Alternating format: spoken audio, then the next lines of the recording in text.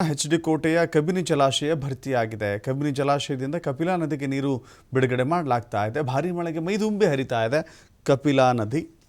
ನಂಜನಗೂಡಿನ 16 ಕಾಲು ಮಂಟಪ ಜಲಾವೃತವಾಗಿದೆ.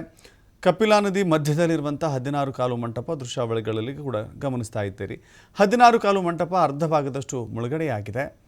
ನದಿ ಹತ್ತಿರ ಯಾರು ಕೂಡ ಸುಳಿಬಾರದು ಅಂತ ಹೇಳಿ ಪೊಲೀಸರು ಕಟ್ಟೆಚ್ಚರ ವಹಿಸ್ತಾ ಇದ್ದಾರೆ. ತಗ್ಗು ಪ್ರದೇಶದ ಜಾಗಗಳಿಗೆ ನೀರು ನುಗ್ಗಿ ಬೆಳೆಗಳು ಜಲಾವೃತವಾಗಿದ್ದಾವೆ.